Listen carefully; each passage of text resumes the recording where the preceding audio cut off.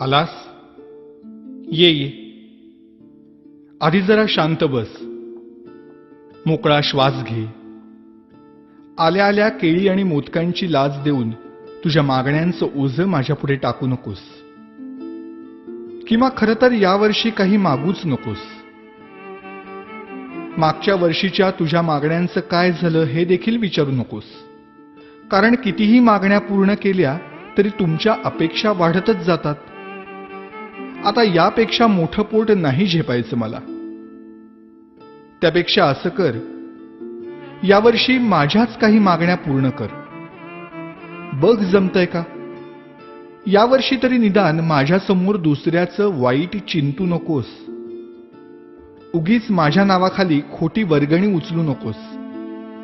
रात्रभर जागू नकोस. जागलास तरी पिऊ नकोस. प्यायलास तरी निदान झिंगू नकोस. नकोय रे मला 30 तोळ्यांची माळ.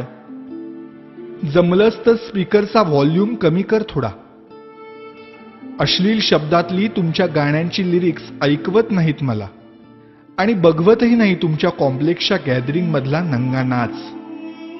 अशक्य होतं रे मला हे 10 दिवस तुमचा तमाशारूपी उत्सव सहन करणं. हात जोडून मागणं मागतो तुझ्याकडे. जागा हो. सुसंस्कृत हो. खोटेपणा सोड. स्वार्थ सोड. कधीतरी प्रामाणिक होऊन बघ. माणुसकीची नशा चढव. परोपकाराची झिंग चढव. 100% मेहनत कर. स्वतःला ईश्वरी अंश मानणाऱ्या लोकांपासून सावध राहा. त्यांच्या आधाराने जगण्याचा प्रयत्न करून स्वतःतला आत्मविश्वास हरवून बसण्यापेक्षा तुझ्यातलं देवत्व मनापासून जप. दहशतीने जग जिंकण्यापेक्षा प्रेमाने मन जिंक. श्रीमंतांचे जोडे पुसण्यापेक्षा गरिबांचे पाय धू.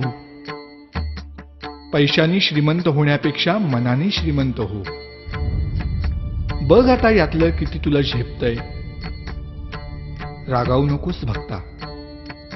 आणि रित्या हाताने जाऊ नकोस. नेहमीच मागत राहण्यापेक्षा अखंड देत राहण्यातला आनंद तुला लवकर लाभो. हाच माझा आशीर्वाद. भेटूच पुन्हा.